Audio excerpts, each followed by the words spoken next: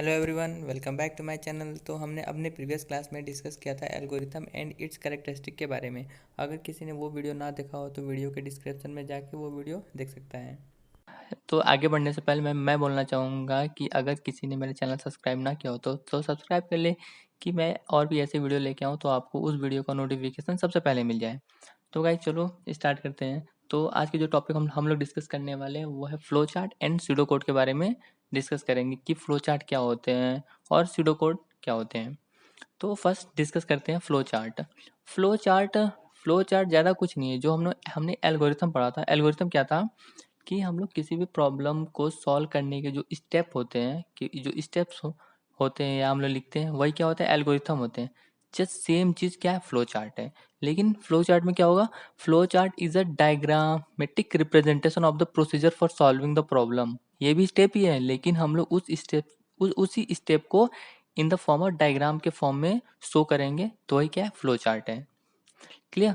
और flow chart a pictorial representation that a programmer uses for planning and procedure for solving the problem. Same thing जो मैंने आप लोग को बताया कि हम लोग किसी भी मतलब प्रॉब्लम को सॉल्व करने के लिए जो जो प्रोसीजर अप्रोच यूज करेंगे उसी को हम लोग अगर डायग्राम के फॉर्म में शो करा दें मतलब या दिखाएं तो वही क्या होते हैं, फ्लो चार्ट। तो चलिए एक एग्जांपल दिखा देते हैं कि फ्लो चार्ट कैसे दिखते हैं। पहले फर्स्ट ऑफ ऑल फ्लो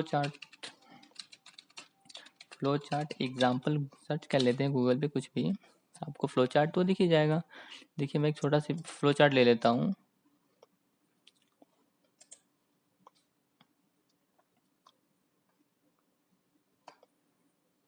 हाँ तो गाइस हम देखा ये क्या है, एक फ्लो चार्ट है जिसमें start terminator processor decision start हुआ और लास्ट में एंड होगा। यही सिर्फ फ्लो चार्ट है। वो सारे स्टेप्स को हमने डायग्राम के फॉर्म में दिखा दिया, वही होते हैं फ्लो चार्ट। अभी ये सब क्या कौन कौन सिंबल है अभी हम लोग डिस्कस करेंगे तो ज़्यादा ध्यान देने की ज़रूरत नहीं है। क्लियर। तो हमने अब डिस्कस कर लिया कि pictorial representations of a procedure to solve a particular problem is known as the flow chart. Clear. Once developed and thoroughly checked, the flowchart provides the excellent guide for writing a problem। अगर flow chart में देखें हम लोग क्या, flow chart में जैसे मान लो कोई भी और भी एग्जांपल ले लेते हैं। जैसे ये, जैसे lamp doesn't work, lamp plugged in, अगर प्लग्ड इन हुआ तो यस बल्ब बर्न आउट, मतलब बल्ब जलेगा, नहीं हुआ तो प्लग लैम्प को फिर प्लग करें। क्लियर।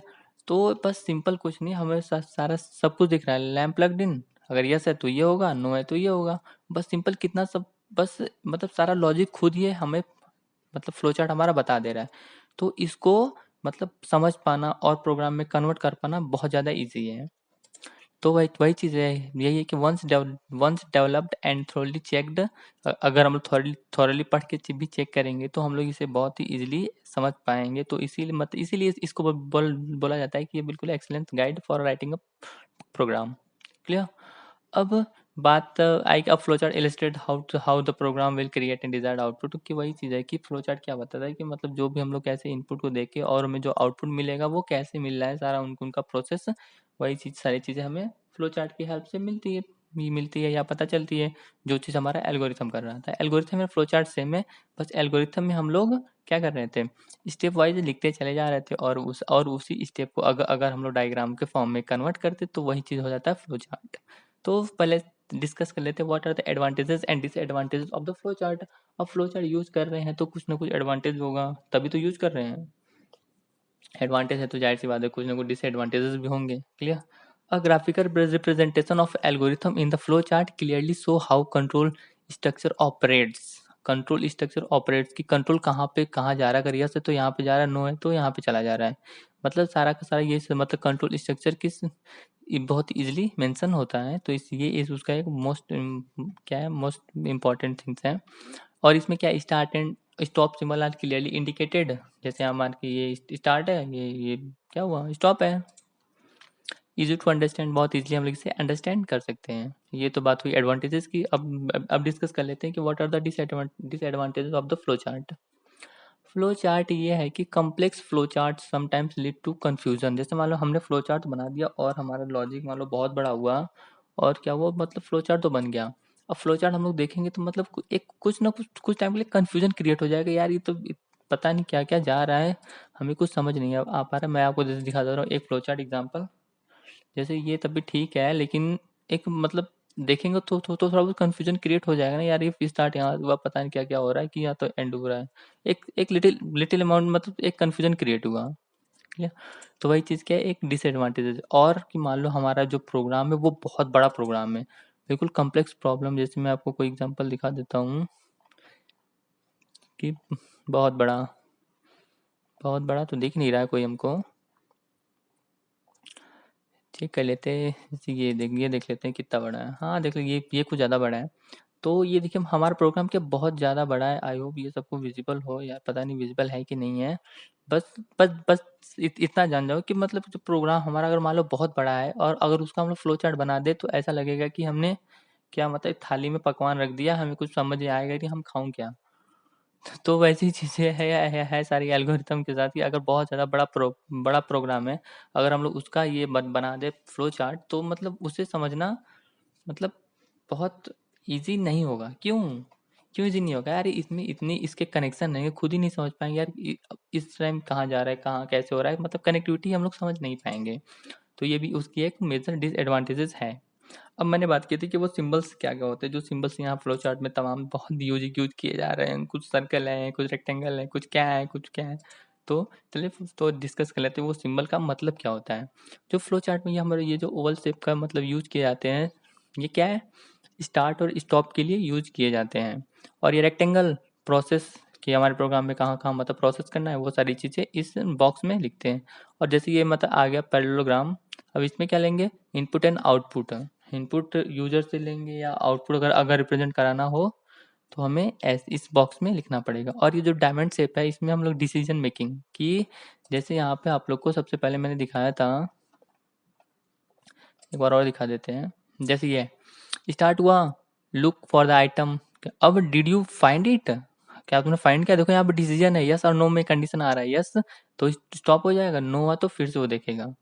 तो वही चीज है कि स्टार्ट और स्टॉप मतलब ये डिसीजन मेकिंग के लिए यूज किया जाता है डायमंड शेप। एरो, एरो दिखाने के लिए मतलब डायरेक्शन दिखाने के लिए। और ये सर्कल, एक छोटा सर्कल किस लिए करते हैं, अगर मान लो हमारा फ्लो चार्ट बहुत बड़ा है, बहुत बड़ा कि एक पेज में नहीं हो पा रहा है, तो हम लोग सर्कल का यूज करते हैं, मतलब एज अ कनेक्टर होते हैं। कि अगर मान लो हमने एक फ्लो चार्ट बनाया, यहाँ से मैंने मान लो यहाँ पे सर्कल बना दिया, अब इसी सर्कल को कहीं और से हम लोग यूज कर सकते हैं, कि मतलब इसके में हम लोग फिर इजिली अंडरस्टैंड कर सकेंगे कि अच्छा ये दोनों सर्कल आपस में ऐड है। क्लियर। और ये ऑफ पेज कनेक्टर है, इसका ज़्यादा यूज तो करते नहीं है, तो ये ज़्यादा ध्यान में देने की ज़रूरत नहीं है। तो गाइस एल्गोरिथम में ज़्यादा एल्गोरिथम की बात कर रहे थे कि हम लोग, कि हमारे जो प्रीडिफाइंड स्टेप्स होते हैं उनको एल्गोरिथम बोलते हैं। अगर हम लोग उसी एल्गोरिथम के स्टेप्स को डायग्राम के फॉर्म में कन्वर्ट कर दें, तो ये हमारा क्या बन जाता है, वही हमारा फ्लो चार्ट हो जाता है। तो आई होप कि फ्लो चार्ट आपको सब सारा टॉपिक समझ में आ गया होगा। अब अगर आप देखना चाहें तो और भी सारे फ्लो चार्ट के एग्जाम्पल देख सकते हैं। ये तो मैं आपको इमेजेस शो करा रहा था, आप बहुत इजीली मतलब देख सकते हैं कि फ्लो चार्ट क्या होते हैं। Clear. Now discuss about pseudo code. अब ये स्यूडो कोड क्या है, स्यूडो कोड नाम से पता चला है कुछ कोड का ही कुछ होगा, स्यूडो पार्ट मतलब ठीक है, मत होगा ठीक कुछ भी। तो पढ़ते हैं। Pseudocode is a detailed and readable description of what a computer program or algorithm must do, expressed in a formally styled natural languages rather than in programming language। यार आप लोग को लगा होगा मैंने क्या पढ़ दिया, कुछ समझ में आया नहीं। तो यार बस बेसिक समझ जाओ कि हम मान लो हम लोग एक प्रोग्राम हम लोग को बनाना है। अब उससे हम लोग अपने बिल्कुल नेचुरल लैंग्वेज में सारा का सारा लॉजिक मतलब ना कि वो एल्गोरिथम तो स्टेप वाइज हो गए हैं। मतलब हम जैसे मतलब टीचर पढ़ा रहे हैं, मतलब पढ़ाते हैं, तो हम लोग क्या करते हैं, रफ कॉपी में बिल्कुल रफ टाइप में बिल्कुल रफली में कुछ लिख लेते हैं। हाँ ठीक है, तो ये सब टीचर ने पढ़ाया है, और हम जाके से घर पे रिवाइज कर लेंगे कि ठीक है। मतलब एक रफली डिस्क्रिप्शन हम लोग नोट कर लेते हैं। तो वही अगर हम लोग एक प्रोग्राम को करने जा रहे हैं, तो उसका बिल्कुल एक रफली डिस्क्रिप्शन लिखे, वही क्या होता है, सीडो कोड होता है। बस। क्लियर।